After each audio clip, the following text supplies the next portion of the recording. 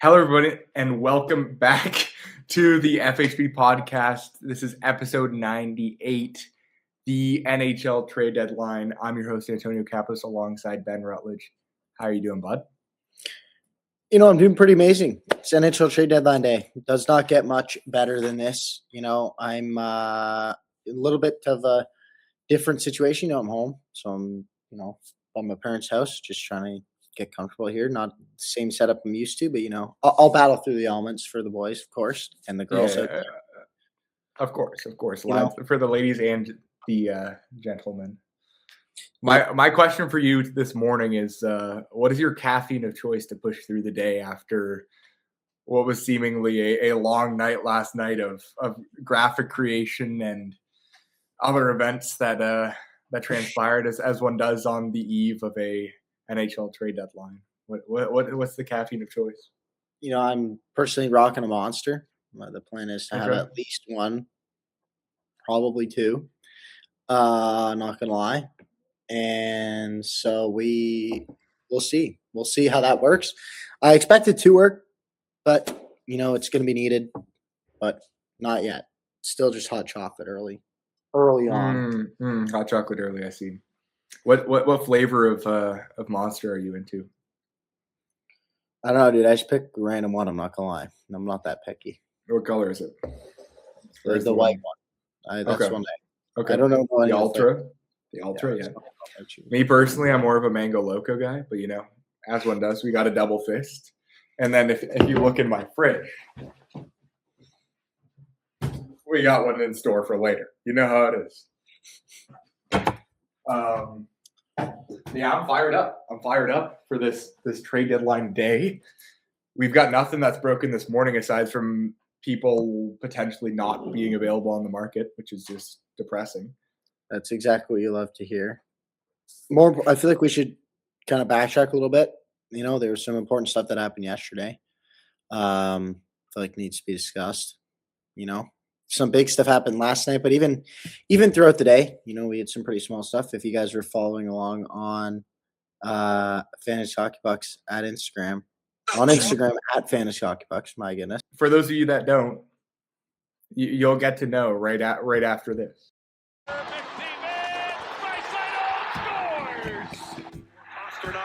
He'll drag it right in for a turn.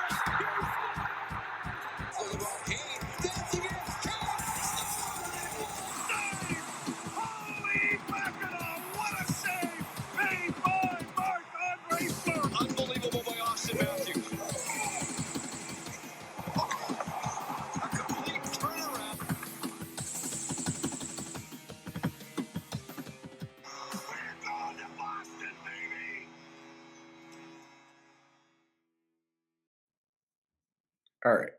Now we can get into the full scope of the events of last night and all that had occurred. Yeah, we're gonna start small. We're just gonna cover all the information that's been going on. So we're gonna start with all the boring trades that kind of occurred in the early afternoon into kind of the late afternoon. So Nick Dowd was traded from the Washington Capitals to the Vegas Golden Knights for a 2029, second round pick, 2027 third, and prospect goaltender Jesper Vikman. I liked it for Washington, not gonna lie. As we discussed last podcast, I'm a big fan of selling bottom six. Feel like that's a pretty easy win trade. It's interesting. Vegas has now traded quite a bit for not a lot, for being quite frank. Dowd's a pretty good player. This one a little less so, but just some weird moves. Feels like just making moves for the sake of making moves, but to each their own. Anything else to add to that? Not really. I'll add in a little bit later. There's some interesting stories around that Dowd trade. It's not interesting in itself, but when paired with trades that happen later on, which we can talk about later, it becomes somewhat interesting. Yeah, the next trade that happened not too long after that yesterday was Nick Waugh was sent to the Colorado Avalanche in exchange for their 2027 first-round pick as well as a conditional 2026 fifth-round pick. That is the worst of the 3 fifths they have, which will essentially be theirs because I'm pretty sure the other ones are like Ottawa, New Jersey, something like that. So it will be Colorado's. So, but getting a first round pick for Nick Waugh as a Leaf fan, I'm a big fan of that. I think that's I can't get much better return from that. So, take that, like the asset, start to kind of fill back up that war chest to draft picks. And today will be super interesting. I've just the closer we get to the deadline, the more I hear we're gonna sell, the more players I hear we're gonna sell, and it's just like but the closer we get, there's just no deals. So I'm just interested to see exactly how far you guys take it, because it's not like you like a year back you're competing, right? Like to tear it all apart this vision, quickly, especially when you don't have your own pick. Like it's I kind of know weird to tear it all I down would, in a year you don't have your own pick. yeah, but you need the future assets, bro. You can't just like these UFAs like Yeah. McMahon, Lawton, Stetcher, like those guys all have to be gone after today. We cannot have a single pending UFA on this team after this year, unless they were like Michael Pizzetta, I think might be a pending UFA that we call up, but that doesn't really count. Like a player who is expected to be an NHLer, we cannot carry any pending UFAs beyond today. So we'll see. Good start for Tree, but we will see. Next trade was Jeff Petrie, who was sent from the Florida Panthers to the Minnesota Wild in exchange for a 2026 conditional seventh. That becomes a fifth if the Wild win 2 rounds and he plays 50% of games. Yeah, not much really to say there. I feel like Wild get a better puck mover, more depth. Florida begins selling. Get whatever you can, I guess, but pretty nothing burger. Yeah, I'm nothing to add there. Jeff Petrie is not really relevant anymore in terms of stuff we care to talk about. Yes, exactly. I would agree. All right, Warren Fogle and a 2026 third-round pick go to the Ottawa Senators in exchange for a 2026 second and 2026 third. I don't know the exact picks, but is it just their own? Do they just swap their own? Do you know that for sure? I'm not sure. I think most of the stuff I see that doesn't actually have the teams on them. So, all right, we'll see. I actually don't know. I assume it's probably their own. I mean, I guess we could check Puckpedia if we're not being lazy. It'll tell you what picks it was. It was Buffalo's 2026 second, and the Ottawa third, and then they acquired Warren Fogle and the Dallas third. Okay, so probably better pick swap there for LA on the thirds there, and then get a Senator or a Sabres 26 second. Not bad. Not bad. Actually, honestly, no, I think that's pretty good. Man. That's like a pretty good return. Like Warren Fogle is good, but he's not anything special. Yeah, it's hard to say how much somebody's going to help you like in a playoff push. Like Warren Fogle is Uyghur worth 3 Warren Fogles plus a prospect who's I don't know. It gets all crazy to me, especially at 9 a.m. in the morning. Like, but I think this is the earliest that we've recorded a podcast. Ever. Oh, for sure. For sure. I don't think we've ever. I mean, unless we're talking about getting into like the 1 a.m., 2 a.m. window, but that's still basically the day before. So late. Yeah. I mean, it's just always hard with these deadline trades. There's like no consistency. Some players' terms a good thing, some players' terms a bad thing. There's just no consistency really trade over trade, it feels like. I mean, I'm happy to see so much action happening, and like we'll continue to talk about it. But last night was a flurry. Holy. Yeah, it was fun, not gonna lie. Next trade was Michael Bunting to the Dallas Stars for a 2026 third-round pick. Nashville keeps selling. I think this is fine value. I actually like this a lot for the Stars. I think it's good value for what you've been seeing going, or like for those bottom 6 guys. Like I feel like a third's pretty decent player for a third. Like that's what Cole Smith got you. And like I would say, you would have assumed. I guess no 50% retained probably did help. The Dallas could just take on the deal. Yeah. Yeah. I mean, I think he's going to fit in there well. He's probably be a third liner. I imagine we were kind of talking about this yesterday a little briefly, but yeah, it'll be interesting to see. Yeah, I think he fits them well. Like, he fits the kind of talent and, like, gritty build, like, not necessarily greasy the way Florida does it, but, like, more skill, talent, and then just, like, get under your skin, lay the body, kinda physical, annoying guys, and so I think Bunting fits that bill, and yeah, and I think for Nashville, I'm a big fan of them selling. I just think teams stuck in the middle who Yeah. are like, "We don't know what we wanna do," I just think that's the worst place you could be, you just gotta pick one. Well, it's kind of interesting because they got a bunch of guys in free agency, so you didn't really have to pay any value on your team for them. And now it's basically like 2 years later, you're going to end up selling all of them for picks, and then you could basically do the same thing if you really wanted to, which But they probably also isn't a good haven't idea. been But trading their picks, so they just keep picking their picks, but the problem is they keep missing. yeah, And so they don't have any young or coming in because they don't hit on their picks. their development's just poor. Yeah, I Like mean, that's they just developed that's some pretty another good option. players. They've made the cup final in this, like, last decade, like Okay, but their player development now is not the same that it was 10 years ago.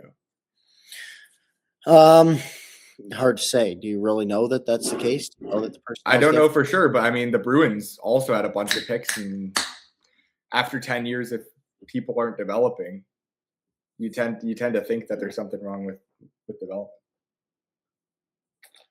Yeah. Also last night, Ryan Paling extends 4 years, $3.75 million with the Anaheim Ducks. He's a good bottom six player. He's developed into a really good, useful defense first kind of center. He kind of Tortorella helped turn him around a little bit in Philadelphia, find a pathway for his career, and he's kind of carved out a nice role for himself in Anaheim to the point where Ryan Strom's available today because they feel Paling just does his job more effectively for cheaper. Don't necessarily expect Ryan Strome to be moved today, mostly because the Ducks have and it's still a lot of cap space, so they're not exactly needing to move him out to make a big move. Um, but yeah, do you have anything else to add? I feel like it's Generally, like these, like I'll add in when I think it's relevant. all right. David Perron was traded to the Detroit Red Wings, back to the Detroit Red Wings, in exchange for a 2026 fourth-round pick going back to the Senators. I like this from the Senators' perspective. More of the message is sending. They're kind of clear. They're kind of setting up the roster better, but not. That doesn't necessarily mean they're just going to straight up buy. Like, they understand they're not necessarily going to make the playoffs this year, so they're kind of trying to make the roster better for beyond the 2025-26 season, like this year and beyond. For Detroit, I'm going to give like cap space, so you can take on whoever you want. Really, it doesn't matter. I don't know. I just feel like it's kind of weird for them. They clearly like him. They had him for a while, and so they clearly Yzerman likes him. The coaching staff likes him. There's a fit there. He'll go and he'll probably play on the fourth line, I would imagine. And so for a fourth, it's like sure. I guess it's It just seems like a weird move. Yes, I certainly would agree. All right. Now we get into some significantly more interesting trades. Kind of got through the boring ones. So the first one was acquired Connor Garland in exchange for a 2028 second and a 2026 third round pick. Garland is in the last year of a $4.9 million deal, but next year he is in the first year of a $6 million extension. He signed this summer.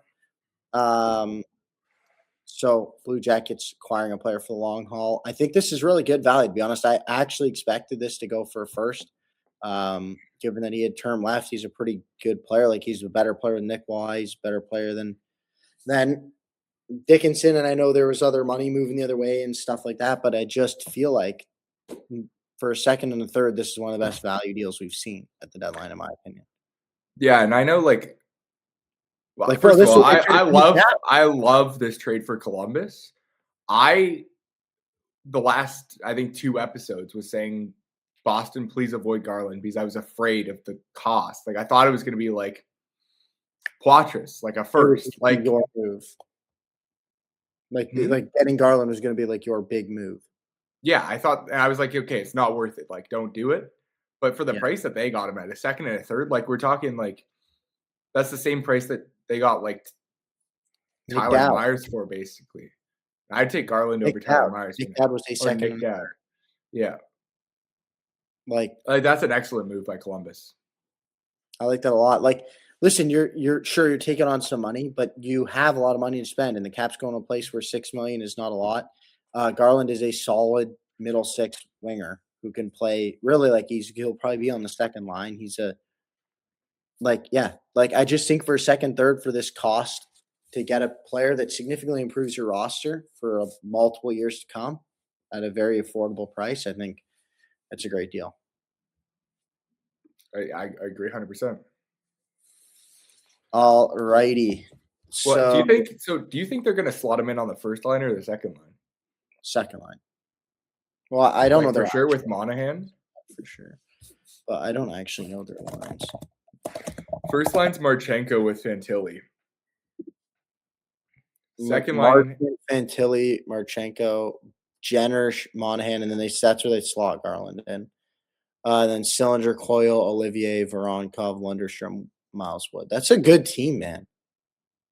Voronkov on the fourth line is questionable. And I mean, yeah, like Ken Johnson, yeah, he's just definitely. I could definitely see them moving him, mostly because like they don't need him, like he's not playing. I wonder if they're I think they were missing that second line winger role. Like even Marchment, like good player. I don't think he's a first liner. I really think when push comes to shove, Voronkov's on that second line with Monahan and Garland, and then that's a good line. And then you're really just missing a first line winger.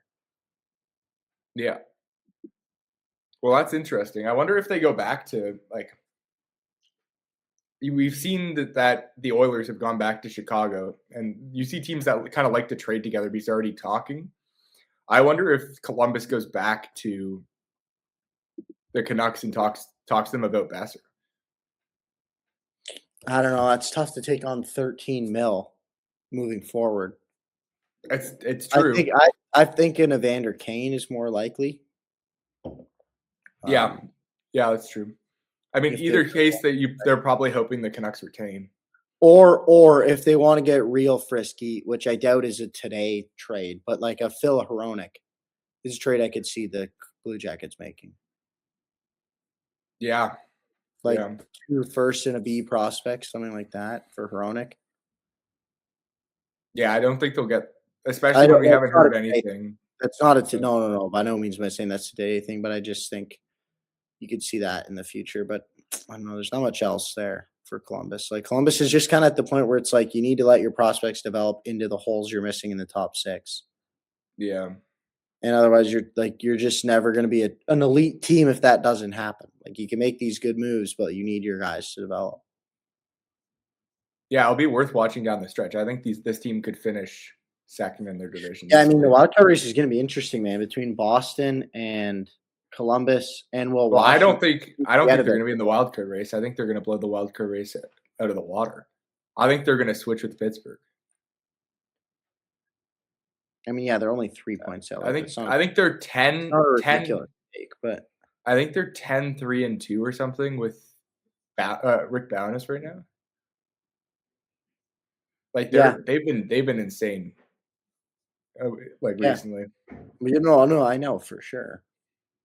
I didn't actually realize that there's I always kind of forget because like I'm used. Yeah, I just kind of forget that like the teams can move up into the division too.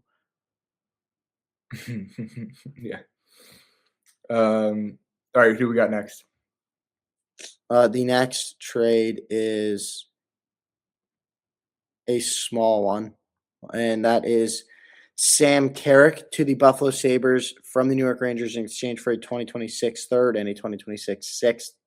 Yeah, Carrick's solid fourth line center, third line center. Definitely probably improves your depth. I mean, playing with them in Chell, their fourth line center is like Noah Ostlund right now, and that's not ideal.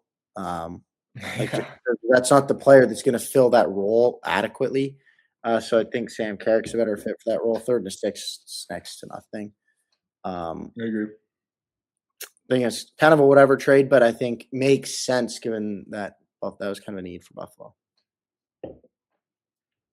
Yeah. Now, the second trade that they made last night that was slightly bigger, not slightly, pretty significantly bigger, was the Buffalo Sabres acquire Logan Stanley and Luke Shen, 50% retained, in exchange for Jacob Bryson, Isaac Rosen, a 2027 second, and a 2026 conditional 4th-round pick.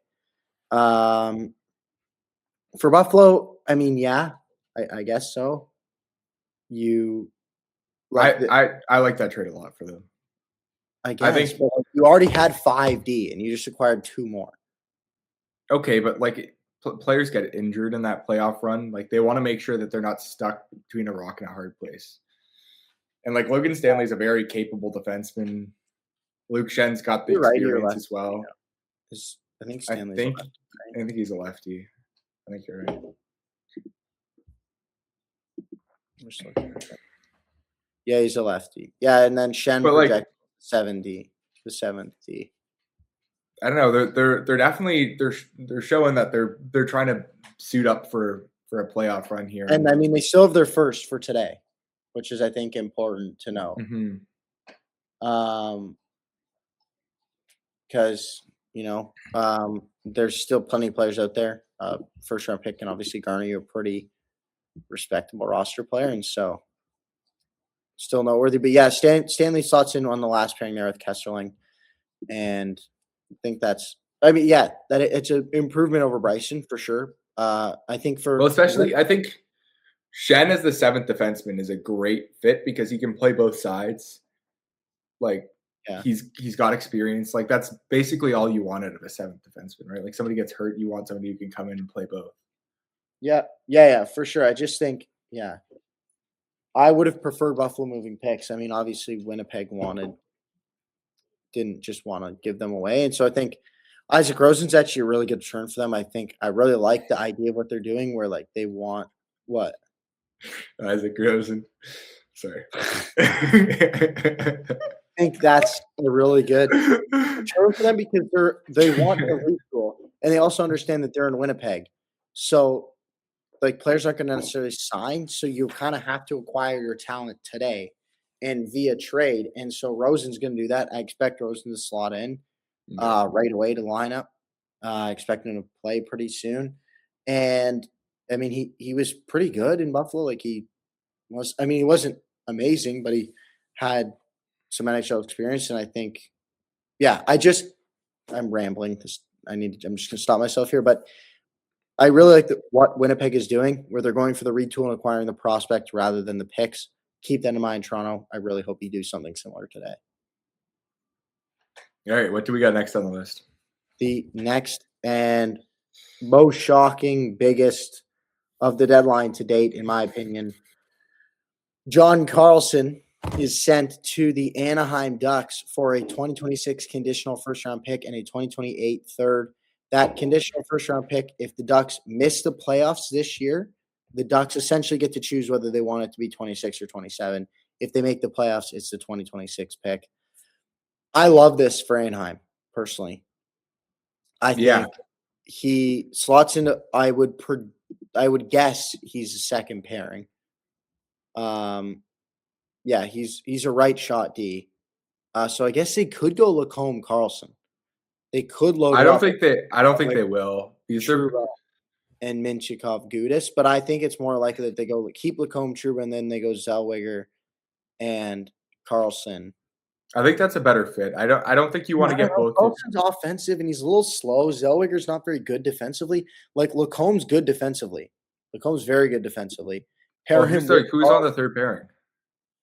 Ian Moore and Mintyukov, but that would just Ian Moore would probably just be a scratch, and Gudis would go down and be Gudis and Mintyukov offensive defensive, Zellweger Trouba offensive defensive, Lacombe Carlson all around and offensive. That actually fits to be on that first pairing. I don't know. I feel like maybe we don't see this be the end of it. Maybe they ship off Mintyukov and bring in a more veteran defenseman. Because they want to get rid of Mintyukov anyway. So maybe this is them saying, like, look, we've got your replacement already. We're not stuck anymore. What do you mean they got moving him? John Carlson. He plays his role better. And I guess. I mean, he's 36 years old. Like, obviously he's not for the future, but they were talking defenseman because you acquired a 36-year-old stud. I know, but both sides aren't happy there. No, I get that. I don't know. I think that decor is fine, to be honest. I think Carlson And Lacombe is a very, very good first pairing. And I think after that, you filter in a young offensive defenseman with a super solid defensive defenseman who's both of which are having great years. I feel like that's a really good decor, and I'd rock with that. I mean, sure, but I think that also gives you the opportunity now that like you're like, okay, we have John Carlson, we filled out our top 4D, we don't need Minchikov in the top 4. We can now use him as an asset to go get a guy like, we'll talk about this later, but like a Robert Thomas or a Jordan Kyrou. Yeah, for sure. I mean, if a deal like that approaches you, but I don't think you go out being like, we're going to trade Minchikov for a first round pick. Oh no, I'm not saying that. And then we're going to trade a first round pick for Oliver Ekman Larson. It's like, well, now you suddenly just got way older for no reason.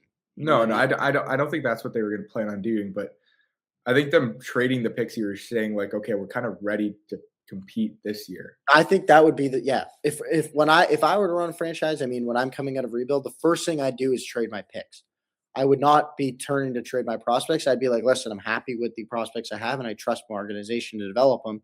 So I'm going to start moving picks until I need to move prospects, which is what I think. I mean, Anaheim did it here. Montreal did it for Dobson. Buffalo, I mean, they're kind of going a little bit of a different route, but like, you get what I mean. The interesting thing here is that there was a discussion. We'll take we can take as much time as this as we want because we don't really have any other trades to talk about right now. But there was a discussion like in Anaheim about Minchikov being frustrated without being able to move up.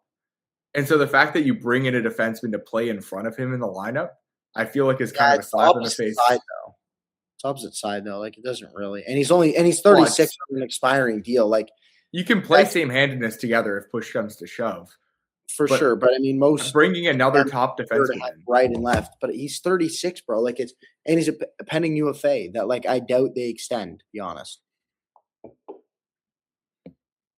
I mean, we'll have to see, but I generally think this is them saying, okay, we're gonna go, we're gonna trade Minchikov. I think this is them saying, okay, we're gonna load up here. I don't, because Minchikov plays in the exact same role he was playing in before they acquired Carlson in the lineup. So it doesn't. But it strengthens your decor. Okay, great. But he still plays the same amount of shifts. Like Charles and Carlson's still on one pairing. Minchikov's still on one and Minchikov is still not happy and still wants a trade. I get that, but tough luck, bro. You're 20 years old. Like, earn your spot. Like, we took you in the first round. We trust you. Like, just because you want out doesn't mean we're going to trade you. Like, we want you to develop. We have a plan and a vision in mind where you develop, and not at 20 years old, not at 21 years old. Like, sorry, suck it up. You're going to have to play third pairing. Like, I don't know. I think if Anaheim flips him today, unless it's in like a Robert Thomas-esque massive deal where they're like acquiring a massive stud, if they flip him today for really any other reason, I think that's a horrible decision that they're going to regret. Like, I think there's no reason to force a prospect out. Like, tell him to suck it up. Like, yeah, sure, we acquired another defenseman. Our decor, our team is better. Your role is the same. Your ice time is still going to be the same, regardless of the fact that John Carlson's on our first pairing instead of Jacob Trouba.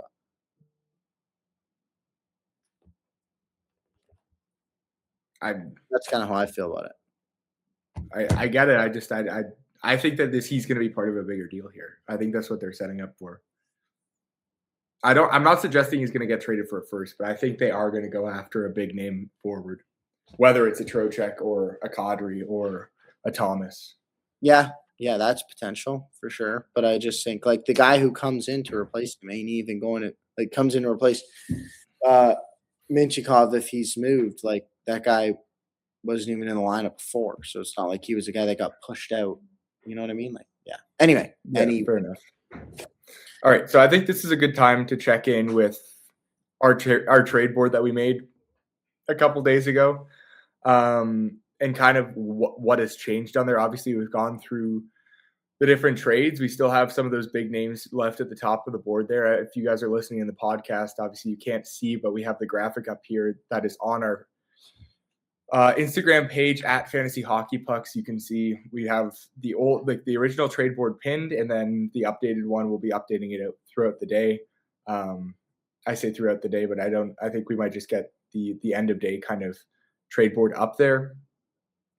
Yeah, we hope to get Um, one out round one. Yeah. As we kind of enter the final push, an updated one. I mean, if it's like barely any different, we probably won't either. That kind of requires some action as we sit here at 9:56, awaiting the first trade of the day. That I have the TSN trade center on in the background here, and they were just talking about if they were actually showing it. And most of the time, the first trade occurs in the like 10 o'clock hour. This is great. I have my midterm at 10:30, so I'm probably going to be sitting there Be just me. brain crunching through some physics, and you'll have the honor of announcing the first trade. Yep. That said, we should probably get into some of our predictions before anything happens. So Yeah, true. I'm gonna bring up some of the options that we have here. We can kind of take a leisurely pace through this for the first little while, and then see if anything happens. We'll get through. We can go in sporadic order, but just to start us off, we'll talk Nazem. For those who wonder, we have our graphic. Sorry, I didn't interrupt you, Tony. We have our graphic up. Obviously, those of you who are watching on YouTube can very clearly see that. But for those of you not watching YouTube, we have our graphic up. It is on Instagram at Fantasy Hockey Pucks if you want to check it out. But that's kind of what we're referencing. We have a prediction of where kind of top 35, top 40 players are going to go. It's kind of some of them are like fun throw-ins that we don't necessarily actually think are going to be traded, but would be crazy if they were. So yeah, that's just what we're going through, just so one's understanding, For sure. So I think Nazem Kadri goes to Minnesota. I think that's the best fit for him in my opinion.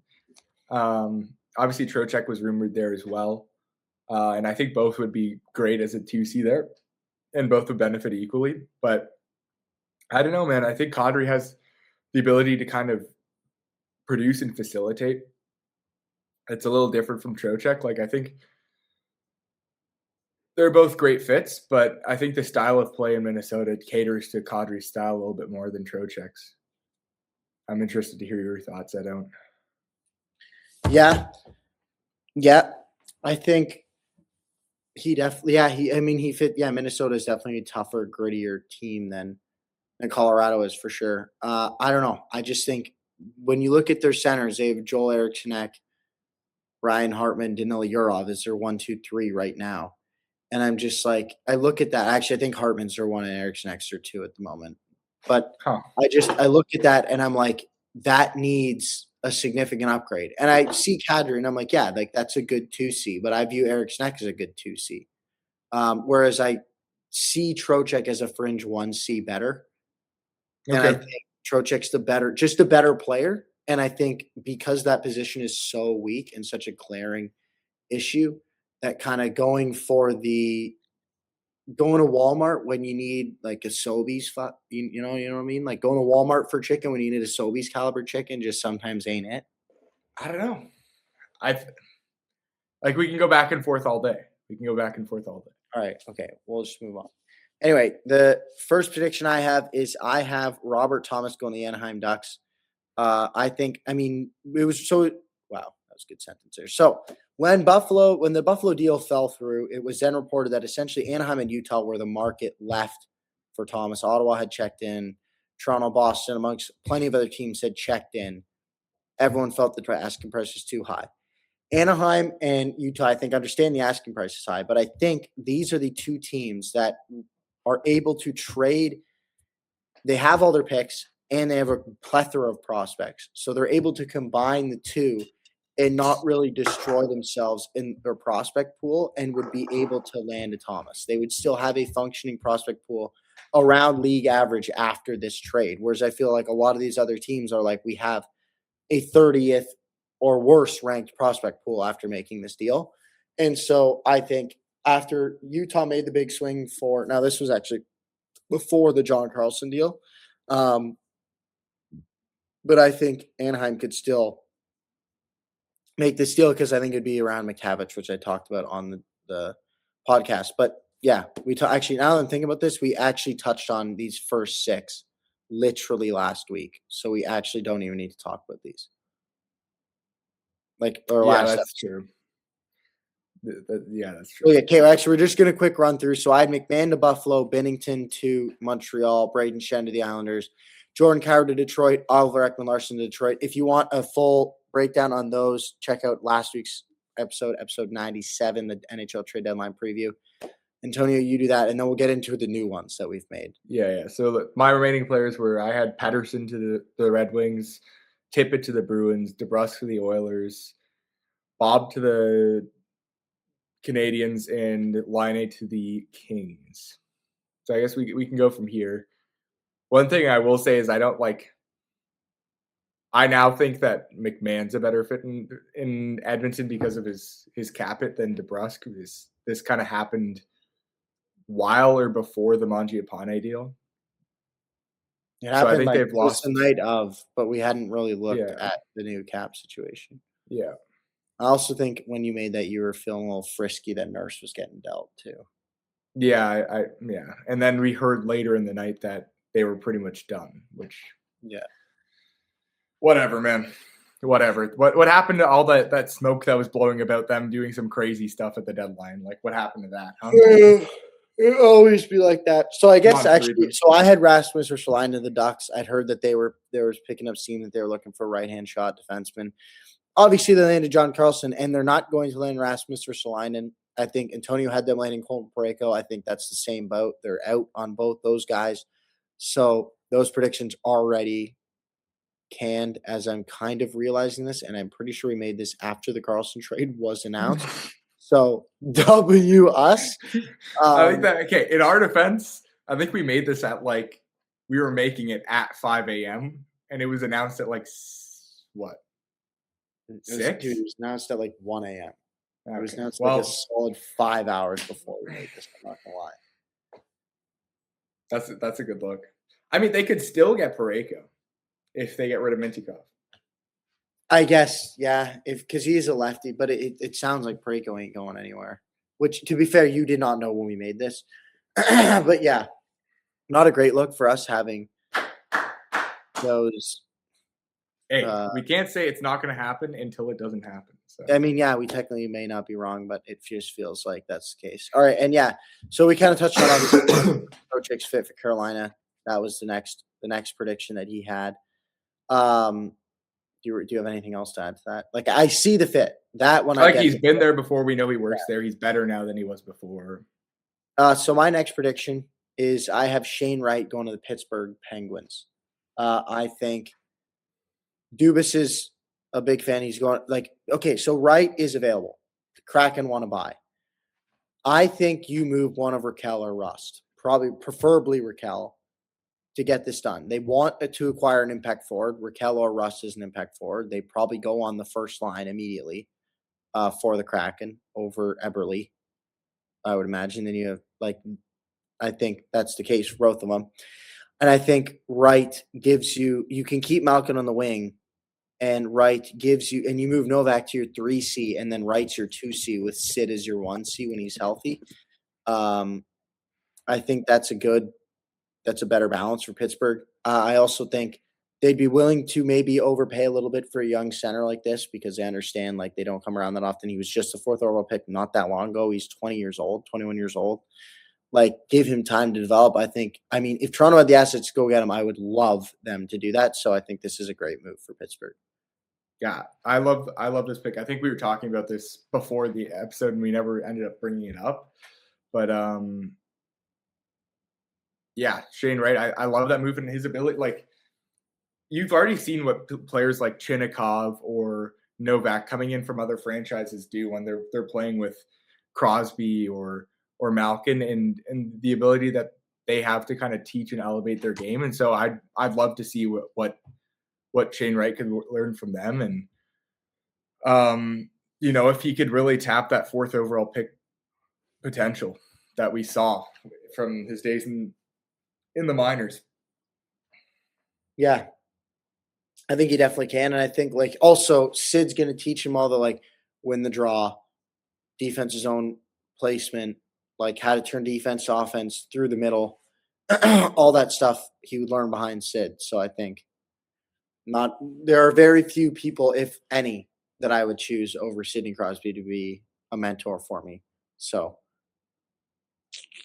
got a good spot going there for him. All right, who do you have All next? right.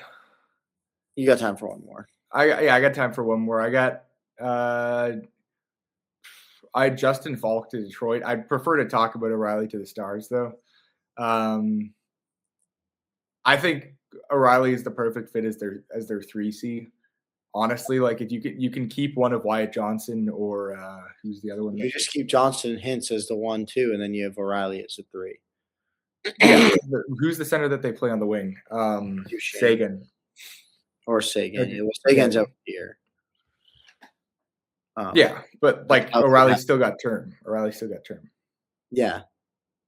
But yeah, I would love that fit. I think O'Reilly he's like literally the perfect 3C. Like I think you can't find a better 3C in the NHL. And so considering the West is weak comparatively to the East, like if you really want to go all in your Dallas, like yeah, your competition's really Minnesota and Colorado, maybe Vegas if they go on a run. And hey man, if you win the division, one of them's eliminated in the first round.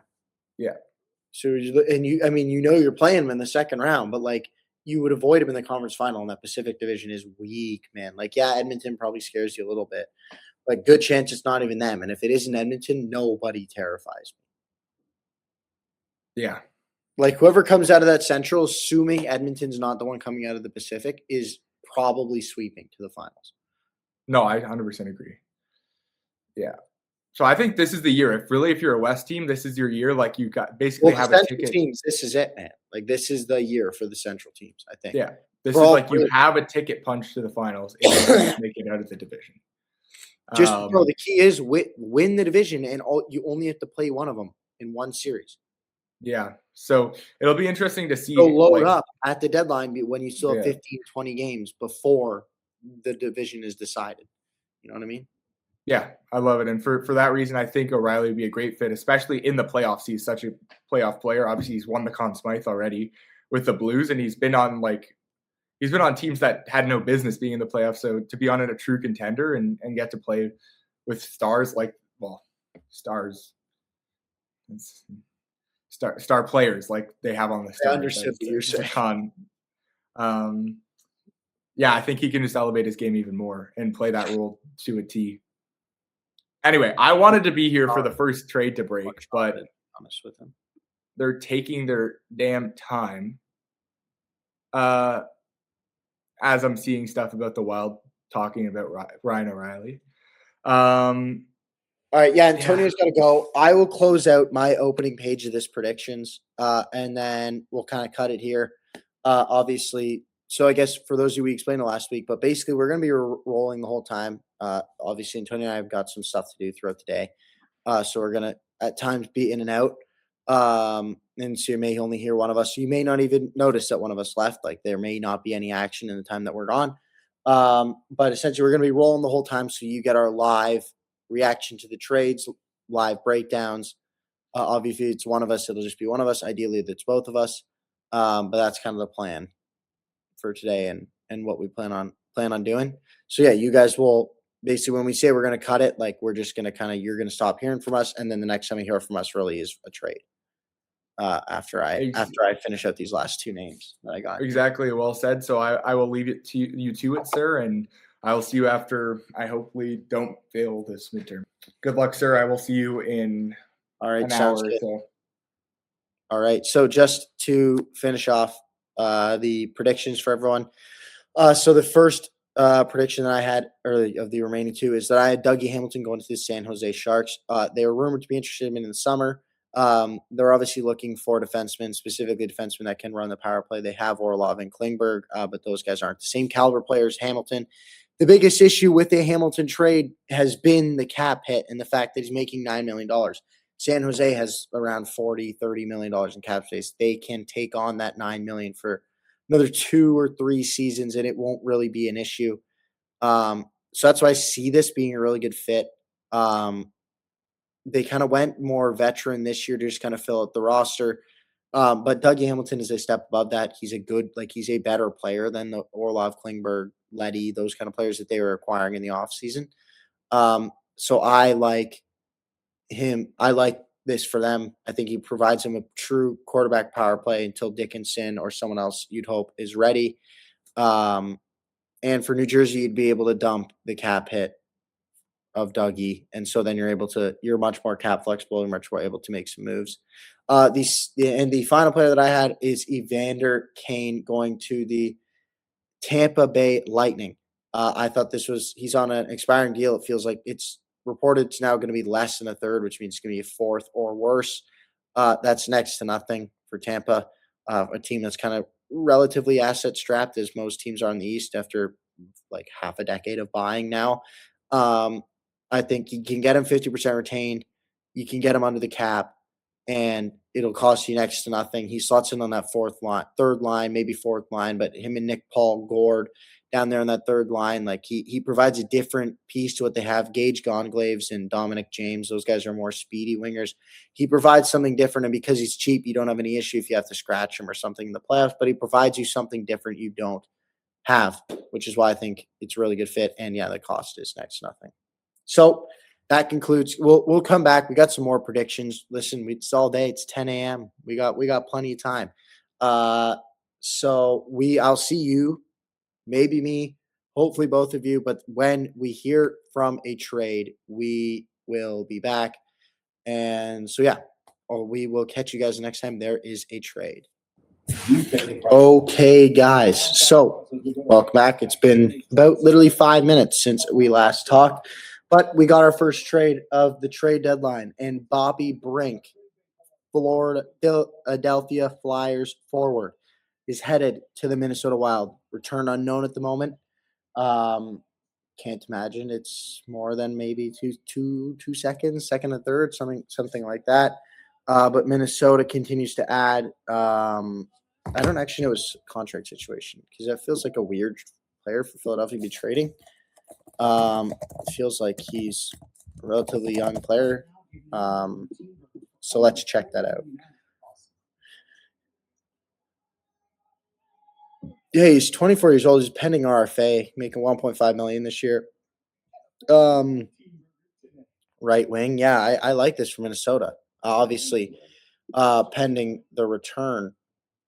But I think for the Wild to acquire a 24-year-old, it's different kind of fit. They have Fabry on that third line right wing spot right now. And then Michael McCarron, who they just acquired, and then Vinny Hinostroza on the left side. So I think Brink can definitely slot in on that third line, definitely paired with Trennan. Like, that's a pretty good defensive line to begin with now. Then you think about if that becomes Ryan O'Reilly at 3C or Ryan Hartman at 3C. That's a pretty good defensive grinder line. Doesn't score very well, but it'll keep the puck out of the back of the net. Maybe you play O'Reilly there. It's a little different of a line. Yes, I don't mind that. Obviously, again, return pending. But yeah, so that trade's officially reported.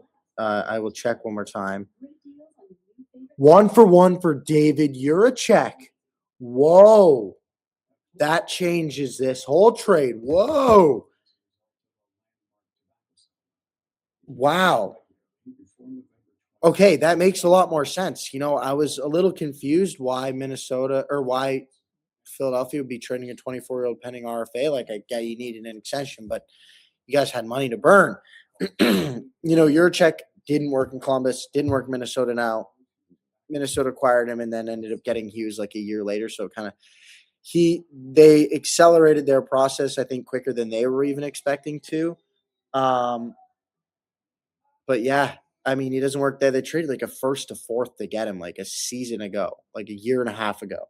Now they flip him 1-for-1 for a third liner, a good 24-year-old under control third liner, but still.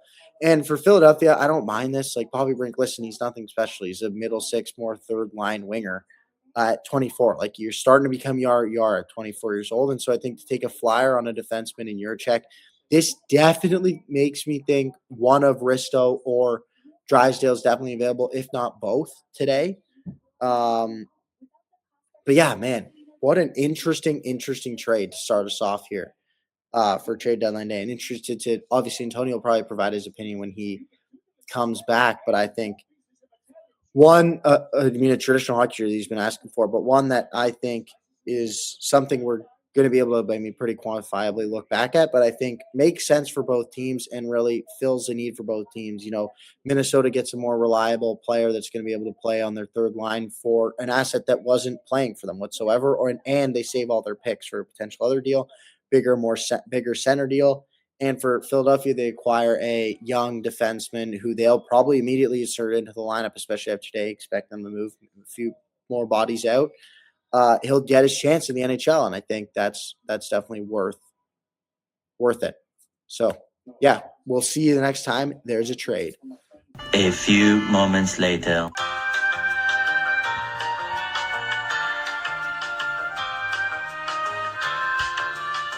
"2,000 years later. One eternity later.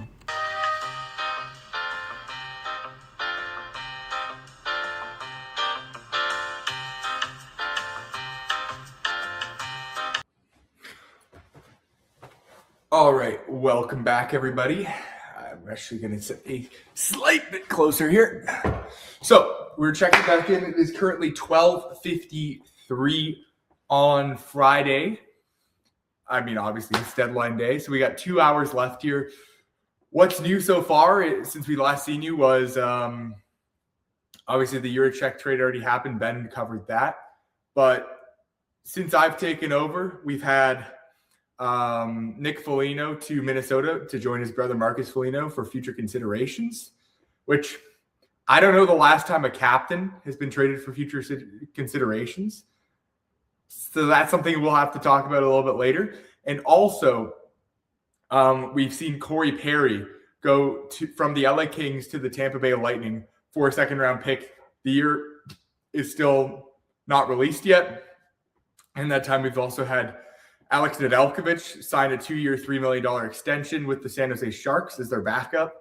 And Jordan Eberle just signed a 2-year, $5.5 million contract with Seattle to stay there. Interesting moves around the league. I'm still waiting to see. I think there's something they're talking about Trocheck to Carolina as a potential right now. They're really drilling that home on I believe it's TSN, the TSN network.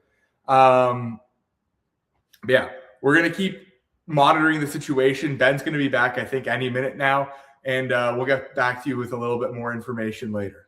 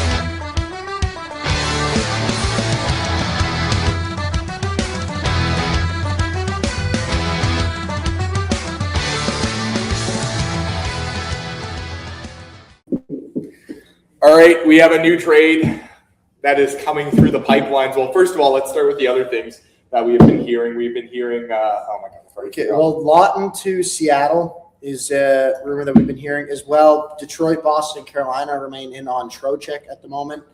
At this moment, it's pretty much unclear who's going to be traded, who's not going to be traded. It was at 142 on deadline day. Out of the top 15 people on TSN's trade not a board, single one has been traded until now. Bobby McMahon is being traded, believed to be a Western Conference team. That's all we know so far. As well, the Hurricanes are finalizing a trade for a bottom six forward. Again, don't know who that is. Don't know the return yet. So it's going to be, I'm guessing it. I'm calling my shot. It's going to be Teddy Blueger. I think it's going to be Blake Coleman. That's what I predicted. Okay. I think he would fit the bill. I think he would fit the description of a bottom six forward. Dude, this probably means they're not in on Trocheck anymore, then. I mean, it said they were still in on. I wanted Trocheck to go there. I'm okay, but like for the Bruins, yeah. All right, we'll check back in with more updates. with full details. Yeah. It's just been so slow that this qualified for its own update. Yeah. Because it's been so slow.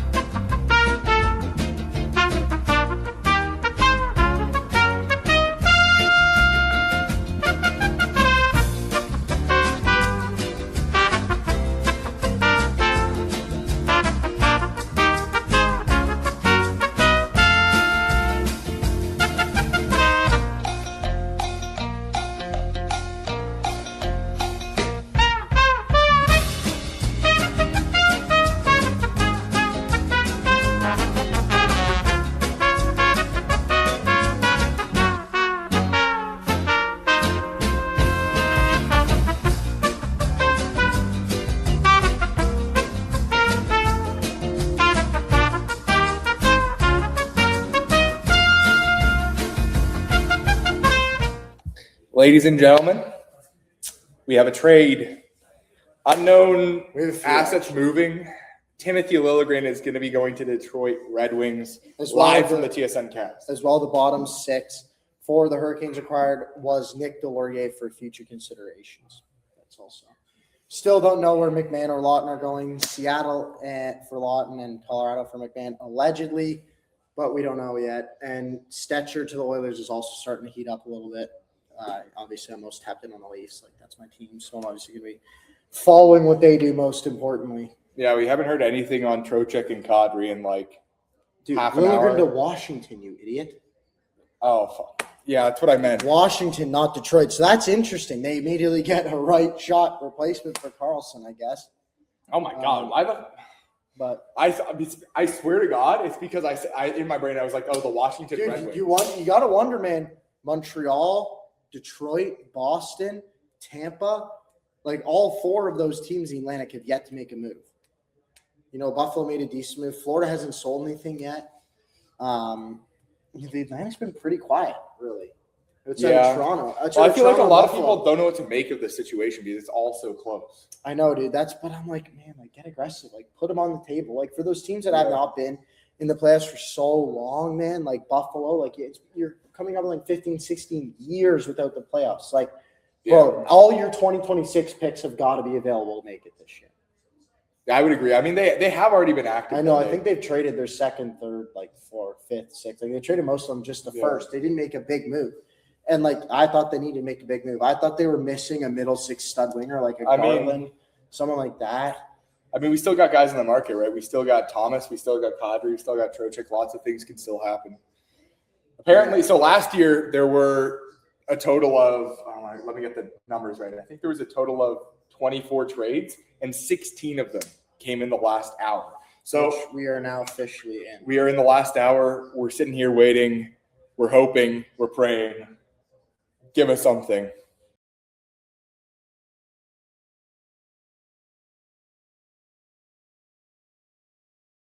Dude, I'm fucking him. I'm him. Not even 30 seconds. Not even 30 seconds after we come off I'm him. the air. Braden Shen of the New York Islanders, baby. I'm him. Yeah. Well done, sir. Well done. That was very good. First one we've hit. I mean, might be the first player on the board. Yeah, good Lord. We'll wait to see what the return is, but For each bomb. Yes, sir, baby. we'll see. Wait to see what the return is. I think that for now, there's probably for the next hour, we're going to try and keep up with all the trades, but I'm assuming that in the next half hour, we're probably going to get 5 to 10. So, And I mean, part of the difficulty with all these deals is like the Braden Shen deals could be released in an hour. Like we could be sitting here waiting for the full details for an hour. I love that for them, though. I do too. I think that's a great pickup. I think it's a great. I mean, I don't know what they run. Okay, let's Google their lines quick. Because I don't know if they go Barzell, Horvat as like their own 2. No, they don't. So he probably is their 2C. Yeah. And they probably keep Peugeot and Cizikas as their 3-4C. Yeah, move and Richie Richie's to the wing. probably to the wing. Holstrom probably moves down.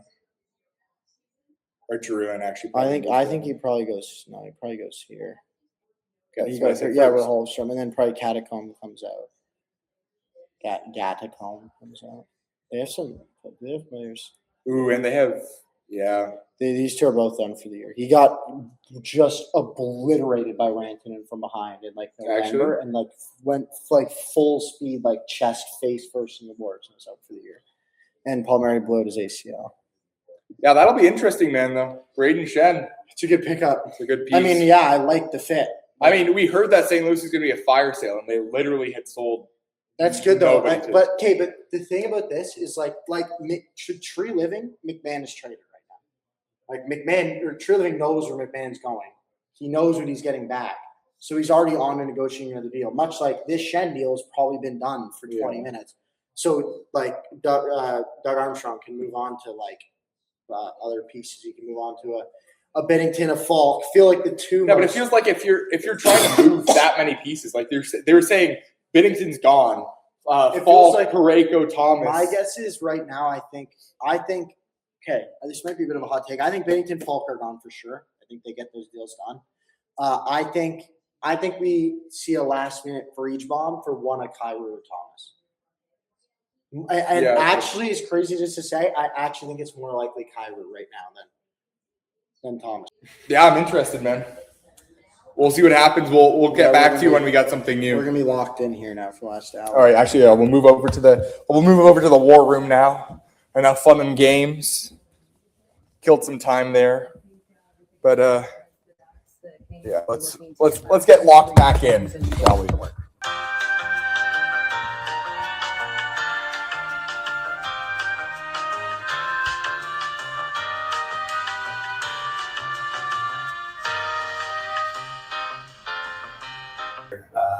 Only 20 minutes more to go until the deadline. Let's send it over to Pierre and Driggs and CJ and Gordon, guys. Yeah, the sense of what the market is like is you get the return on the Braden Shen trade to the Islanders, Driggs, which we're starting to get a clear picture of. Pretty substantial, I would say, right? A first-round draft pick, a third-round draft pick, and a prospect. Now, granted, we're still trying to identify who the prospect is that's coming from the New York Islanders. Is that prospect? Because I think if that prospect's a nothing burger, that's a solid deal for the Islanders, I think. But if that prospect's notable, then I like it for the Blues more. I mean, I like it for the Blues either way because they get rid of a 35-year-old center when they're rebuilding. You know? I want to play more postseason hockey.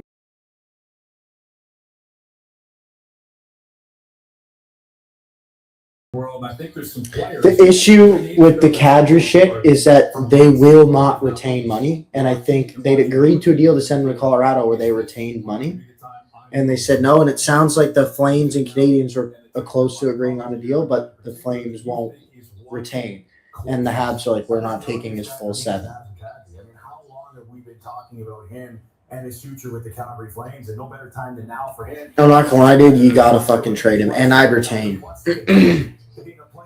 Yeah, it's Dude. we lose all value for him basically in the next year.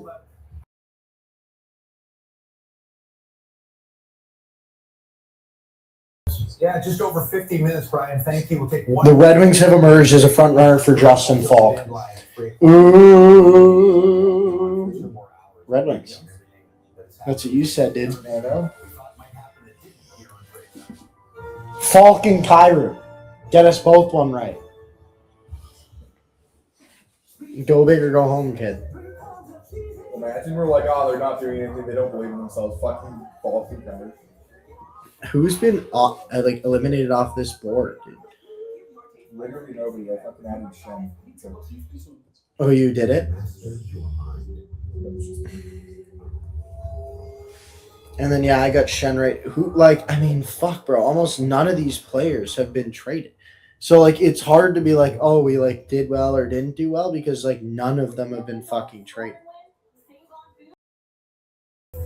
Okay, you know what I'm going to do? I'm going to say, hot take, there's 15 trades announced between 3 and 3:30.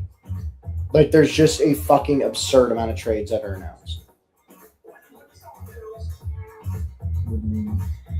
I think there's a bunch of trades that are sneaky done behind the scenes right now. But they're just not. I think the Bruins are going to move on. I think the Bruins have traded Peak and made your addition. Yeah. Let's go. I still don't know which BetMGM responsible gambling tools to use. But like, yeah, dude, there were some ones in here that I was like, that is a slam dunk. Like McMahon, Lawton, Bukestad, Holla, Braden Schneider. Like, I was pretty confident all those guys were getting moved for sure. It's so weird. Like, yeah, dude. I can't believe none of Kadri, Thomas, Trocheck.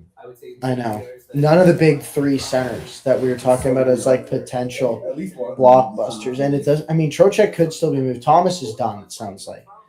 But Trocheck and Kane's names are still both out there.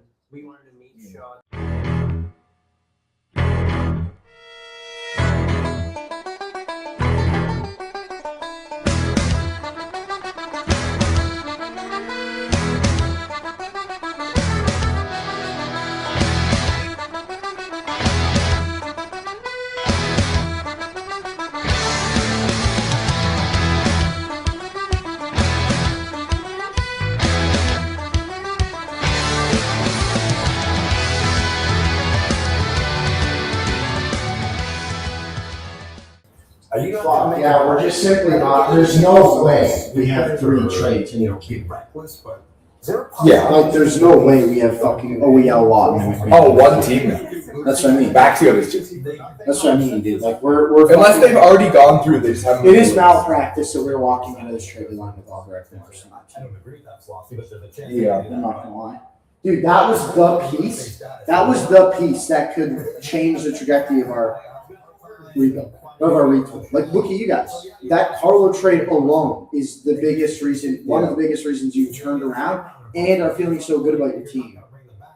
Regardless of the other ones. Like, obviously, Kuznetsov has helped. Middlestat's been whatever. Kiki's been paying. But I know, but Kiki already had it. But I'm thinking from the pure trades, like the first for Marchand, you're like, whatever. The picks for Frederick, you're like, whatever. You know, like the Carlo one is the one that has you like, and I feel like that's what I was hoping we were going to be able to get from an OEL deal, and I don't even think we're going to move it. Right now, and I think when you're talking about NHL playoffs, All right, dude, lock it in for the last 10 seconds. there's no better version of that save than this year. It needs to go winning, just get in. It's wide open. I don't get it, dude. I want to buy this whole because Normally we have a ton of trades in the last hour.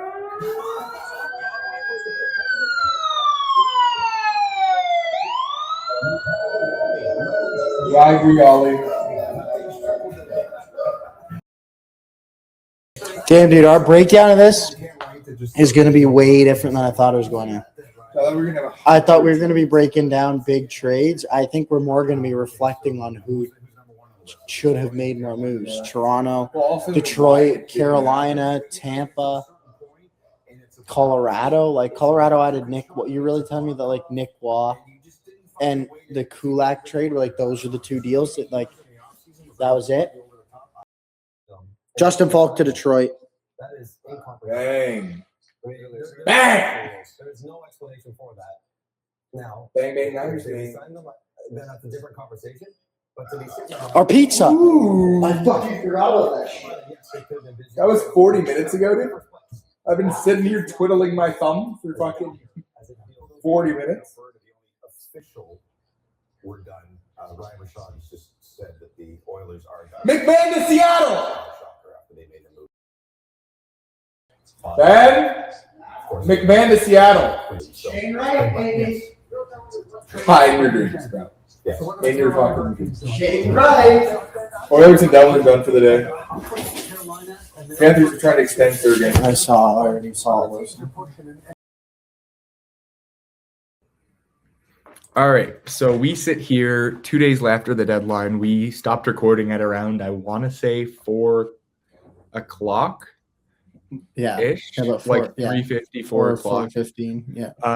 Which was just before basically the Nazem Kadri trade broke, which was insane. First of all, we heard stuff about him going potentially to Montreal. Okay, well, the biggest thing that we knew is that we knew Ryan Strome went to Calgary, and we were like, they don't pick up that contract without any reason. Yeah. So we were like, it feels like someone's going out, and we knew it wasn't Coleman, and we knew it wasn't Lomberg. So we were like, it's either Kadri or White Cloud or both. Obviously, ended up being Kadri, pretty electric. Yeah. Do you see his assist on McKinnon tonight? Or it might have been last night. Bro, that was nasty. Yeah, it was today. It was this afternoon, I think. Yeah. Yep. I mean, their top 6 is Nichushkin, McKinnon, Nietzsche, Colton, Nelson, Kadri. That's their top 6 right now. They're playing Kadri on the wing? That's interesting. If Waugh and then Drury. I actually in terms of best players, that's what it is. And that's actually, keep in mind, that is with Landeskog hurt after taking a Cale Makar slap chop to the nads, which broke his cup. I saw that picture. He is week to week. He is week to week with a testicular injury. Dude, he probably popped it. Oh, that's without Lehkonen and Landeskog. Lehkonen and Landeskog are in their lineup, and that happens in the UFC sometimes. It's like they get testicular torsion because it just got absolutely messed up. Yeah, and it feels like I don't think it's that bad. I don't think it's that bad, but I think it's. Well, I don't think you're watching, but something similar happened in the UFC last night on the UFC card. A guy got kneed in the nuts 3 times in one fight, and the third one he was yakking on the ground. They brought him a bucket because he was yakking. It was so bad. Oh my god, dude! Yeah, it was insane. Also, I mean, okay, I'm looking at this and I'm like, okay, if Landeskog and Lehkonen are both back, right, then you have more depth. Mm-hmm. You're doing Kadri as your 3C because you can roll 3 lines. You can go Landeskog, McKinnon, Nietzsche, which is what they've been doing and was working. And then you can go Lehkonen, Nelson, Nichushkin, and then you still have Colton, Kadri, Brindley, something like that. And that's a really good top 9. And then a fourth line of whatever you want. Drury, Waugh, Parker, Kelly, fourth line. Is O'Connor done for the year or some shit? Oh, he's out. I don't know what's going on with him. You'd definitely be on the third line. He's been out for a while. Yeah, he would definitely be on the third line instead of Brindley. And so then you have Colton, Kadri, O'Connor. That is a ridiculous. And then Brindley, Drury, Waugh is your fourth line. Yeah. I mean, that's the best forward core in the league. For sure. When all healthy, when those 3, when O'Connor, Lehkonen, and what was the last guy? Landeskog, when they all get back, bro, that's the best forward core in the league by a mile. Yeah, damn. And they've already been having such a nasty season, even with those guys out. I know, but what does that? I mean, hey, they are all in. They don't have a first round pick till 2029. You have to be. I feel this is the year to go all in because this is the year that you could maybe not compete with guys like the Stars and the Wild. This is the first year that you've had other real superpowers in the West. It feels like obviously you've had Vegas and the Oilers in the past, but Dallas has been pretty good. And the Oilers, the Oilers were always kind of out of nowhere. It was Dallas, Vegas, and Colorado was kind of what it had been for a bit, but Minnesota's kind of come in. I think Vegas has fallen off a little bit. Yeah. I mean, Winnipeg was up there for a bit. If we went 1 through 16 in the league for who made the playoffs, Vegas wouldn't make the playoffs. Now, obviously, that's really stupid going 1 through 16. But if we went 1 through 8, they wouldn't even they'd be facing Colorado in the first round. I know. Well, yeah, Columbus is out of the playoffs, and they'd be winning the Pacific Division. Yeah. Okay, I'm looking at Calgary's lines after the deadline. Dude, tell me which line's better, okay? Kadri, Colton, and O'Connor, or Sharon Govich, Backlund, Coronado. Yeah, I'm taking the Kadri line. Coleman, Frost, and Farabee, or the Kadri line. Yeah, the Kadri line. Zari, Strome, and Pospisil, or the Kadri line. The Kadri, bro. There seems to have Lomberg, Beecher, and Klapka, or the Kadri line. Dude, there seems to have a 2A, 2B. They have a 4A, 4B, 4C. Dude, 4D. they have a 3A, 3B, 4C, 4 or 4A, 4B. They have 2 third lines and 2 fourth lines. Disgusting. Well, I mean, dude, that's crazy. They're probably gonna get one of Stenberg and McKenna. I don't know, dude. Vancouver and the Rangers are just as ass. I don't even understand how the Rangers are that bad. Okay, Like, the you Rangers look are at- ass because they're not that good of a team, but every other team in the East is good in the West. Then, like, Yeah, that's actually true. like Toronto, like had a good mini in-season good run, and it's because we played 75% Western Conference teams, and so we just Dude, beat but, like, up still, on the like, look mid to at bad your- West teams, and everyone was like, "Oh, the Leafs are back," and then we went back to playing our conference, and we got destroyed. Dude, but this is the team Yeah. that like was in the conference championship, like Who? the Rangers, like 2 years ago. I know. Well, they just got really old. They dude, but fell like off. Zibanejad's not that old. Fox is definitely not old. Shesterkin. Well, first of all, their like, look, market, okay, in that you their got market Shesterkin. drove D. Ryan Lindgren and Keandre Miller out of town, and those were two. That was their second pair. actually, yeah. That was their monster second pair. That was so. Although they good got shutdown. Gavrikov, didn't they? Or am I no? They he's signed on- Gavrikov. Yeah, yeah. they did. Yeah, but they let that go. They let Trouba go. Like they forced Oh, Trouba yeah. out of town. Then they forced Kreider out of town. And then and then Philip Hedl couldn't stay healthy, and so they traded for JT Miller, but that's not worked because it should have been Zibanejad, Trocheck, Hedl, which was working. Lafreniere's actually had a pretty good year. Yeah, JT Miller's having an awful season. He's having an actually awful. awful. They had Panarin still. Panarin's been pretty good this year, but like 100-point level Panarin when they were that good. Yeah, And they had 50 goals of Zibanejad. I mean, he actually is border. If he's not going to, but he could score 40. He's having a good year. He's actually having a good year. I know. Yeah, it's so weird. Like he's 25 goals, 31 assists. Like he's having a good year. I could see them like being bad, but not being like top 5 pick in the draft bad. I think part of it is also that injuries. Like Trocheck's been out, missed a good chunk of time. Shesterkin missed a lot of time. They were really bad without him. That's when they really fell off. They were borderline. They were like just below the playoffs. Shesterkin got hurt, and they fell right to the bottom of the East. Yeah, it's pretty easy in the East to fall quickly. Yeah, like feels like if you lose 3 games in a row, you're automatically dropped like 4 positions, depending where you are. Yeah. All right. I guess actually there's one other trade that happened. Should briefly mention this. It's the Othman Calgary Flames traded prospect. I don't actually know his name. Do you know his name? Nope. Jacob. It was Jacob. Just come here. I got it. Jacob Battaglia to the New York Rangers in exchange for Brendan Othman. Othman has played a little bit for the Rangers. I believe the Flames have him down the AHL. Makes sense. There's no reason to force him onto this team, and you want your group of prospects to come up all kind of at the same time. So, yeah. I don't mind. I like it for Calgary. I mean, Othman's definitely the bigger name, but at the same time, he was in the bigger market. So, like, sometimes those guys get overblown. He was a first-round pick, but he's not remotely lived up to the first-round pick quality. But I think he's obviously still he's still a talented player. He just needs the opportunity to grow. Calgary let that happen. We'll have to see how they turn around next year. Yeah, expect him to be in the lineup. It feels like the Islanders turned around really quickly from being a bad team. I mean, yeah, Schaefer. You get Schaefer, and then Horvat is having a career year, and Barzal's having a really good bounce back year, and Sorokin's been ridiculous. Part of it is Sorokin's been like, dude, he has like 50 goals saved above expect. Like he's been insane. And so that's why, guys like Mbon, Mike and Bardner, I really like him on Instagram and Twitter. Like, he's a big Islanders fan, and he hated them buying Shen because he's like, listen, like, we're not actually that good.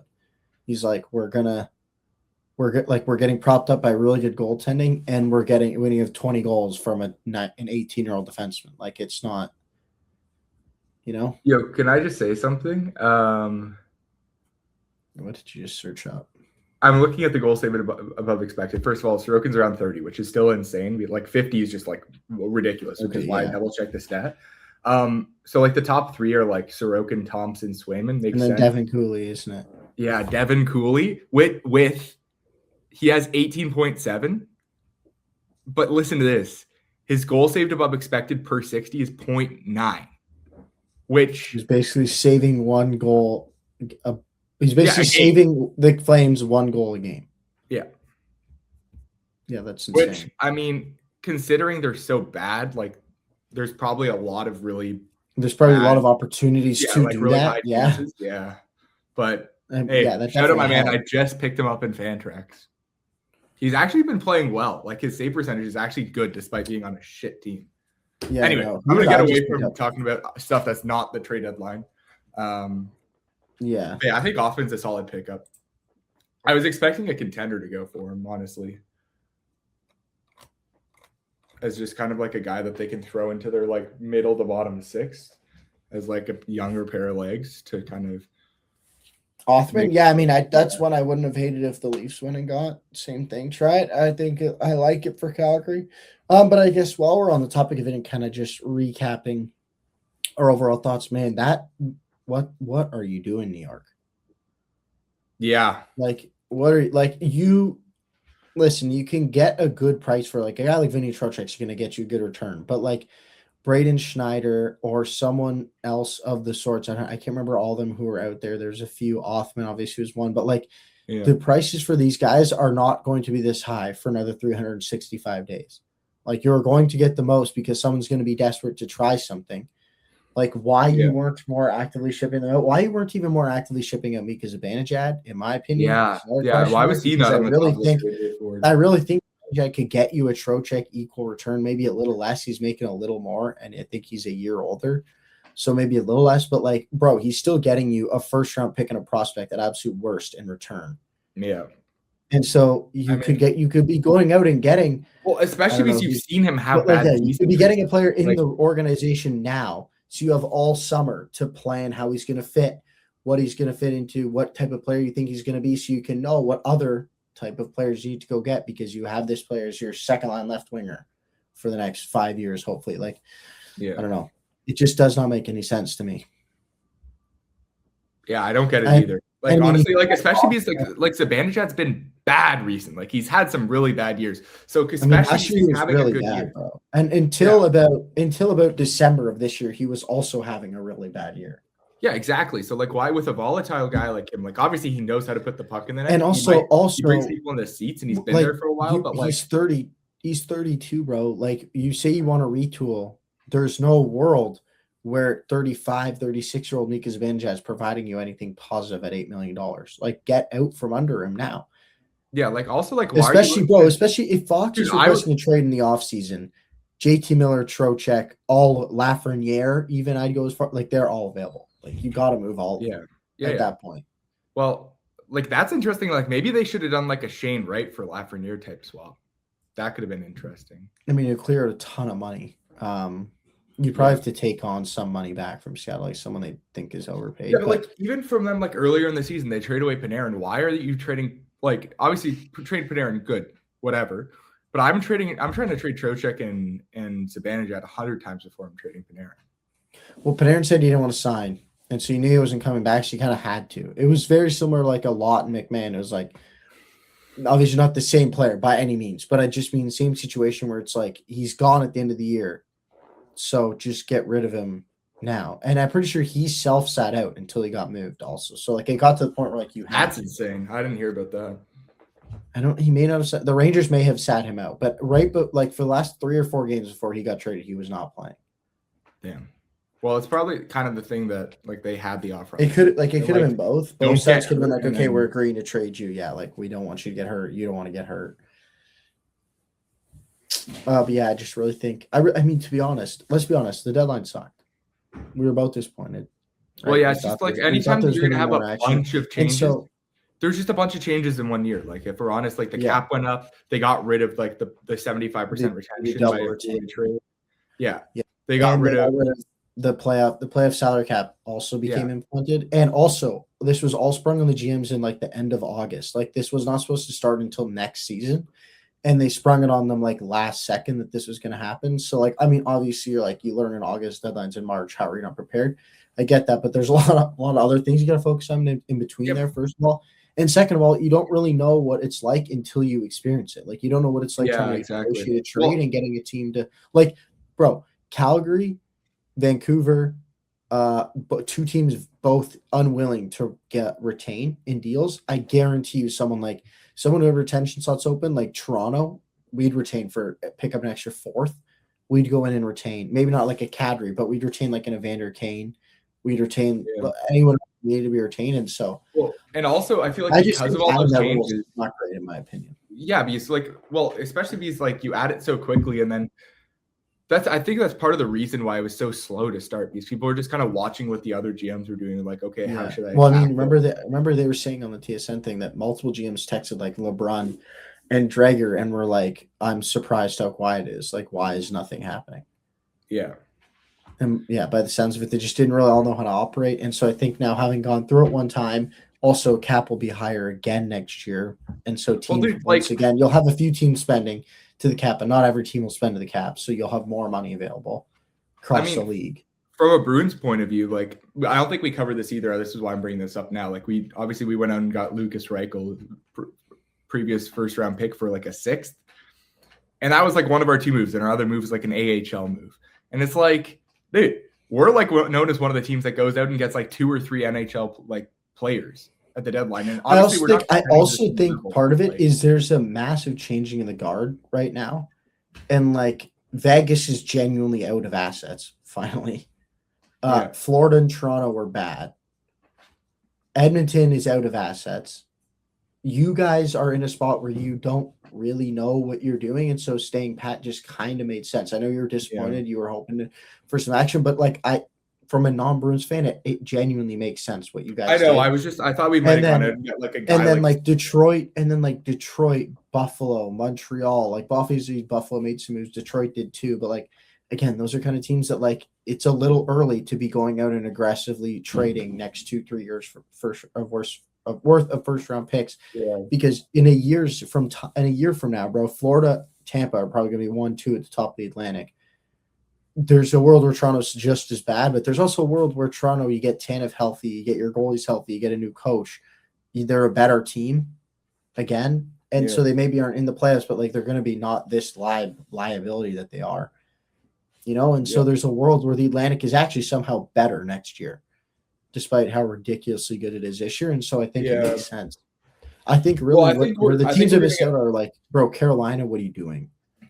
Dude, I think this free agency coming up and the next trade deadline, I think we're going to see maybe like the 2 best like free agency / deadlines we've seen since like maybe 2022. I know the only problem with free agency is if teams have more money, they just extend all their players. Like right now it's Rasmus Anderson, Alex Tuck, and then like a few second liners, a few second pair. Yeah, but I wonder if and then like bottom 6.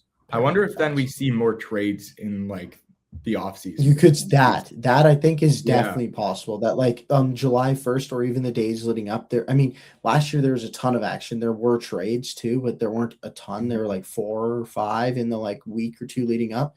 But I agree. Like I think we could see we could see a team look at free agency. Yossi, Saros, Hellebuck, those guys could all be moved.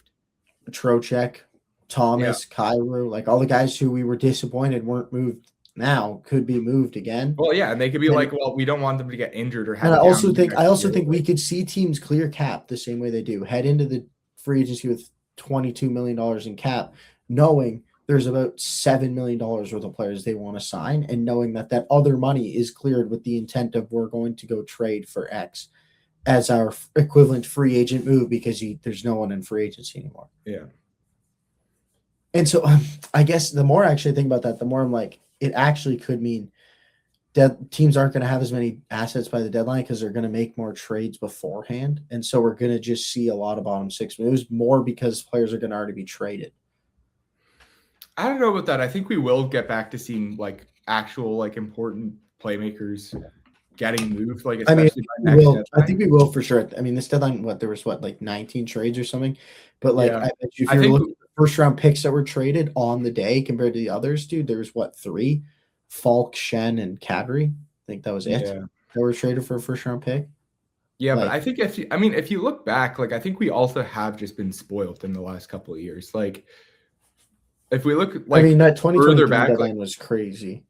Yeah. But aside from that, like the 2018-19 and 2022-23 deadlines were great. And then last year, obviously, you had Rantanen get moved. But like last year's was crazy, bro. You had Rantanen, you had Carlo, you had. Well, that's what I mean. Like it was like blockbuster right at the end. So especially like coming from a year that was like that, where the GMs were like very used to what was happening. Like the dynamic in the league was like very obvious who was contending, who wasn't. And like sellers weren't afraid to sell, buyers weren't afraid to buy, to like this year where they're kind of like, I don't know what's happening. Like, it's not surprising that we were disappointed by what happened at the deadline. I mean, to be honest, the Olympics made this entire season weird because it really congested the schedule, which made everything much closer and is a big reason why there's so many more overtime games, because teams are like they're playing. I saw a thing that was like normally they play an average of like 2.8 days. Every 2.8 days they play a game. This year it's like 2.3.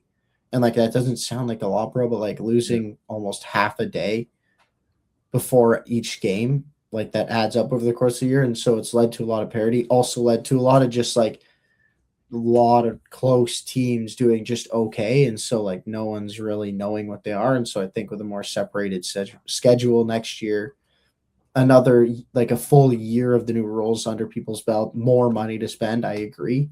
It should lead to it. I guess it's just I've kind of now convinced myself that the summer is going to be the greatest summer of all time, and that every team's going to trade every first round pick that they could trade at the deadline already.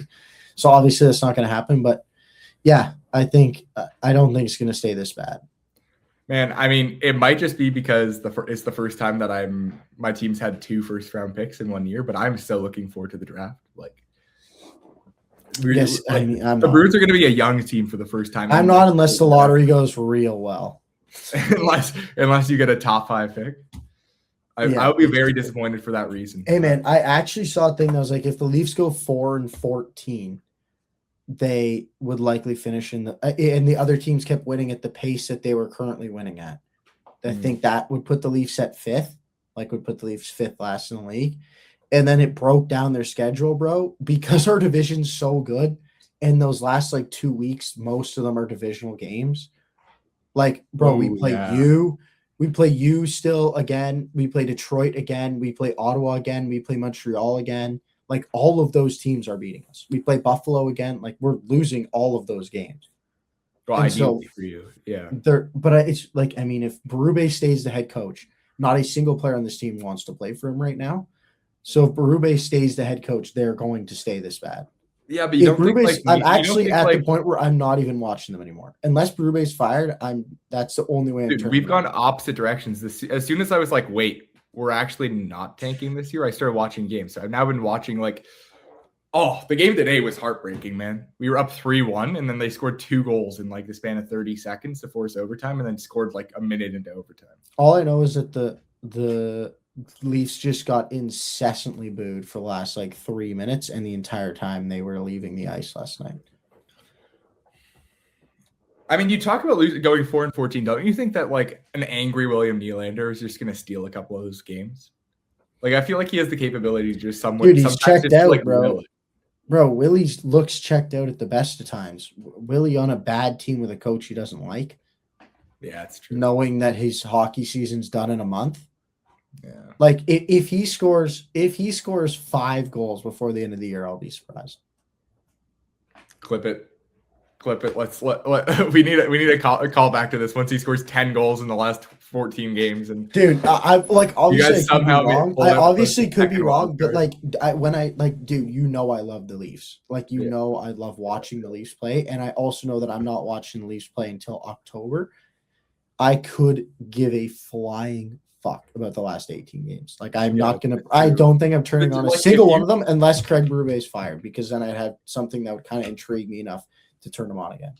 Well, the issue is like if you win 2 of your next 5 games, you guys have no reason to lose anymore, because you're just not going to get like a top 5 pick. And so it's just about like you might as well try and just like win games. He's like, I just don't think the players care enough to like actually win games. Well, yeah, like I wonder if we see Berube get fired before the end of the year. Like probably not. There was speculation that he was going to be fired after last night's game. Like people were like, that could be the final straw. The fact that we still haven't won a game after the Olympic break. And we haven't won a regulation game since December. What? We haven't won a game in regulation. We're in March. Okay. We played. I know we were off for. Yeah, I know we were off for like almost a month, but still, You've I got know. like Well, a the month Rangers, and a half. of Rangers games. hadn't won a home game until they beat our ass on Thursday since November the 20th. So, Dude, what is it? What is it with teams being so weird, like home versus away? Like the Bruins are like the best team at home. They're like 21-4-3 at home, and then We they used just to be like- suck on the road. We actually just we suck. used to be like the best team at home. Like when we have been at our best in the Matthews era, we are like one of the best teams in the league at home. And we are very mid on the road. I mean, I feel like it's those hardcore fan bases that just make it better to play at home. But I don't know, man. We're gonna have to see what's happening. Obviously, we're gonna come out with our Thursday episode same time this week, and we'll talk about like winners and losers of the draft. For sure. Two more points on the deadline I wanted to make. Two more points on the deadline I wanted to make. One, I think when we saw that it was a seller's market or a buyer's market, that's what we kept seeing. Remember, like Friedman kept saying that, and then we saw Nick Wall get traded for first, and we were like, what are we talking about here? I think what he meant by that is there was way more players in the pool of like people than we were expecting, because a lot of the fringe teams were a lot more comfortable just selling a bottom six player or two for a second or third, but keeping their top six guys to try and still compete, but maybe be like, hey, we got a little bit of good asset management. And so I think that's what also led, is because teams are so mid, it made them be like, let's do a bit of both. And look at like Ottawa and LA, where those are two teams who did both. And so you're like, that also rarely happens. And if you see it, it's mostly a team buying a young buy low player while trading their older veterans in the same deadline. Like rarely do you see a player trade Warren Fogle and Corey Perry, but then trade for Scott Laughton and Artemi Panarin. Like that's not what you normally see. Like normally you just keep all those players. Yeah. And so it made a lot more bottom six guys available than normally are. And secondly, weaponizing cap space, as Brad Treliving like to use it, is not a thing anymore. Every team has enough cap space that they can keep most players. Like there was Edmonton and Colorado only because they were trading for Kadri that were like right at the cap. And normally there's like 8 to 10 teams that are like right at the cap. Yeah, like if you're a serious like cup contender, you're probably at the cap. Like why not? Why not? But like even now, bro. But what I'm saying is even now, those serious cup contenders even have like 3 or 4 million cap space. Yeah, which is ridiculous. Which means, like why wouldn't you just want to trade because for there a better isn't bottom sixer? I guess, but like sometimes those, I mean, look what they were going for. It was costing a first round pick to get a good third liner. So why would I go out and spend a first round pick to get a good third liner when I have a solid one already? Like save the asset. That's I think what was I think that the ability to make any trades. We talked about this all we just said. Like on the day we talked about this, but I think the McCarron trade screwed the whole deadline. It was a buyer's market, and then all of a sudden you got a guy who's like a fourth liner going for a second, and you just know that it's cooked because like you can't then go get somebody for cheap like a Warren Fogle. There's like no hope, you know. Well, Scott Laughton, if the Kings miss the playoffs, Scott Laughton went for a third, and Treliving's getting crucified, and a big reason for that is that's a normal price though. That is a little different because we traded for him last year. Well, we traded for him last year, but like, bro, Bobby McMahon went for what Bobby McMahon was worth. I think a second and a fourth. That's what Bobby McMahon getting a first round pick. I was hopeful because I'm a Leaf fan, and also like people do stupid things at the deadline. But that is what you should have traded for Bobby McMahon. Yeah, and but so like at this deadline, it's different for. I know, and it actually was like normally, because there were so many players. It actually made the closer you got to the deadline, the cheaper they got. Whereas last year, Trilling had to pay a first for Laughton because we almost got to the deadline. He hadn't made a single move yet, and he was like, "I need to do something." Which is like, whereas it was the opposite when he was trying to trade him. It was like people were like, "There's 17 Scott Laughtons out there. Like, who's going to go the cheapest? Who's going to be the most willing and desperate to get rid of this player?" Well, I also think that's why we didn't see so much for a while. Is because people were like, who do I go after? And then, like most of the time, it's like obvious. Okay, these are like the 4 options at the position that you want. I think also, it's like, who the fuck do I call? I think. Yeah, I mean, I think the more I think about this, actually, the more confident I'm getting that like we're not going to have just a bum deadline from now on, because there was a lot of factors that have not been the case for the last 5, 6, 7 years. That really came into play this year. That really changed up how the deadline interacted. I guess I don't know how to finish that, but like you got what I mean? Yeah. Yeah, I am hopeful looking forward. I don't think we're gonna have anything this bad for a while, but at the same time, very disappointed in what we got this year. Considering The summer still should be electric, though. I mean, I don't know if the Bruins are ever gonna sell like going for like unless we have an awful season next year. Like I think we're already on the up curve. So this is like my first and maybe only deadline as a Bruins fan, seeing us actually sell, and we literally didn't sell. So Yeah, I mean, you could come out and be bad next year. You are not that cemented in. I don't think unless you make a massive move at forward in the offseason or Higgins comes in and is right away really good, I don't think you can consider yourself a playoff lock by any means until that happens. No, I don't think like you could roll back. You could roll this season in a simulator 10 more times, and you could miss the playoffs 7 of those 10 other times, and I wouldn't be surprised. But the issue is we just like our cornerstones are there. Like I don't want to go too much into this because I get that, but I get that, but there's not that you need more. Is what I'm saying. Like you can't have Pasternak. Okay, your decor and goalie is great. Like, I would say your decor and goalie is good. Like maybe you could use one more second pairing guy, like a really good, like a Parayko-esque player, and then you have a disgusting decor. But even still, as is, it's good. We're talking about your forward core. Like, bro, Geeky could score 20 next year, and just regresses. And Zaka has 18, and Middleset has 13, and all of a sudden, and Minton isn't as good as he was. Well, the thing is, we just have so many guys that were like on the upswing this year. Like they could all flatten That's out. what I mean. That's why I'm like, unless you make a big move, but I could see you make a big move in the offseason. Like that would not surprise me. You have money to play with, and a lot of these middle 6 guys like Zaka, Arbison, you are on expiring deals, and like I could see you just say let him walk, and then you make a big move, and you say, like there's a chance that we're picking in the top 10 next year again, or this coming summer again. Like, yeah, I don't know. We're gonna have a lot of pieces, but there's also worlds where, like, say you let Arvidsson go, you re-sign Zaka, and I don't know who else you have. You get like Peak and some of your other depth guys go with the expectation that you're gonna go get. Maybe you're gonna go get Besser, or you're gonna go get Trocheck or Thomas. Maybe not Thomas, because I don't think you'd trade what you. Well, we need to trade Higgins for prospects you have. That's what I mean. And so like Trocheck, maybe circle back on him, and then you don't get him, and you don't spend any money, and all of a sudden you're in a spot where like you get younger, but you get younger because you just let players leave and didn't do anything. I'm not saying that happens, but I'm saying that is a realistic. But I'm saying like that is a potential possibility, and then you're not. You're in a spot where you're already good next year. Peak already doesn't need to play. Like we have our. I'm more referring to very like a plethora of scenarios that could lead you to be selling again at the deadline next year. We do just have a lot of similar players, which is just like the weird part of the team. It's not like we don't have a core 4. Like especially our forwards is Pasternak. That's what I mean. In his own tier, Geeky in his own tier, and then there's just a bunch of people that like you have no clue what they're doing. Dude, it's like Pasternak and Higgins. I'd include him in that tier. I know he's not playing yet, but that's the expectations you have for him. Yeah. And so I mean, I don't expect him to do that next year. I expect him to do that 2 years from now, probably. Like I expect him to have like. I mean, I trust your listen. I was really hoping we were going to do something very similar to what you guys did a season ago. Your GM's a lot better than ours, because I was like looking at it and I'm like, okay, we are in a better spot than you on forward core, just arguably just as good, maybe not as good because you consider Swayman better in net, and then the D core is where we're in trouble.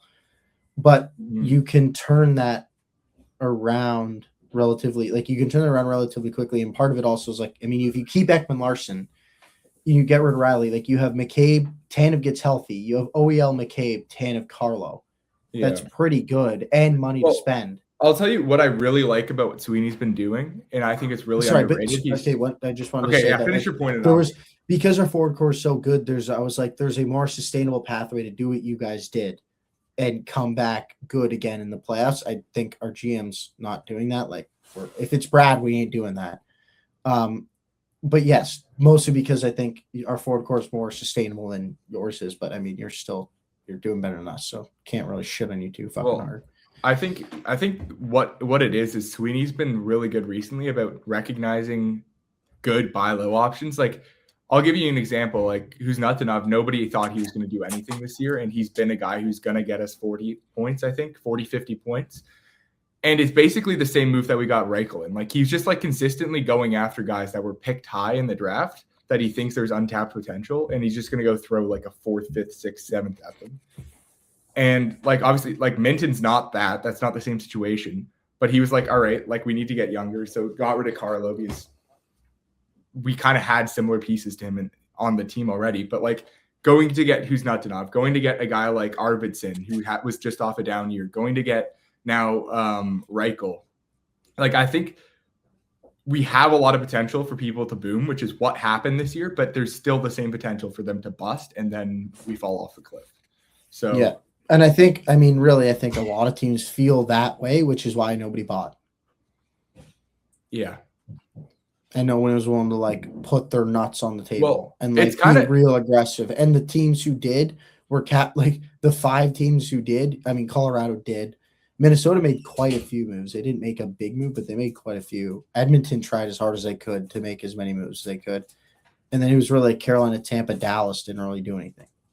well, Dallas made a few small moves, and then it kind of feels weird right now because I feel like I don't know what it is, but it feels like we're in between generations of players. You know what I mean? Like the people that are solidified on teams. Like, I feel like the loyalty is like an aspect in the league, but I feel like it's not as much as before. Like you have teams like LA where you had Kopitar and Doughty who've been there their whole career, won cups there. Taves and Kane were the guys in Chicago. Bergeron and Marchand were the guys in Boston. Now I feel like we're in the in-between shift phase where like all those veterans have moved on to different locations and the young guys are just coming through in different teams. I mean, also part of it also is though the early 2020s elite core, Matthews, McDavid, McKinnon, Kucherov, those players are starting to exit their prime, which means their teams are starting to get worse because their players are getting older. And the teams with the Celebrini, the Leo Carlson, the Jack Hughes, Wyatt Johnson, the teams with those players are starting to get better. And so it's just at a phase where the 23-year-olds aren't good enough to make their teams dominant. And the 28, 29-year-olds aren't bad enough for their teams to be bad. And so you're just left with a bunch of good, not a lot of great. Yeah. Well, I mean, Connor McDavid's still great, but and McKinnon's still great. You get what I mean. You get what I mean. That like the teams who've been really good forever because their stars were in their prime are starting to now fall off because their players are a little older. They get hurt. They have genuine down years, stuff like that. Yeah. I don't know, man. We'll see how things go going forward and what the season ends up looking like as we keep going. But I think we should wrap this here, and I agree. And next Wednesday on Wednesday, the Thursday episode for you guys, we will be back with a more structured overall review. This was just kind of basically a what's on your mind segment, completing the thoughts of the deadline. Yeah, and we'll be back with some more structure on Wednesday. But yeah, I mean, it was a ton of work, but it was a ton of fun. Yeah. I think a first go for us. We don't have to do that until June, thankfully. Yeah, we had the new graphics in. I think the first time that we've really committed to doing it both together at the same time. So that's been good, and I think we've got a process now for going forward what we want to do, and it's good. Yep. All right. Well, thank you everybody for tuning in to another FHP episode. I know this one's also kind of on the longer end. I think we're getting to around an hour 40 here. But if you've stuck along this far, thank you very much for listening. And dude, I'm losing. We'll catch you the next time we drop the puck. Have a good one, everybody.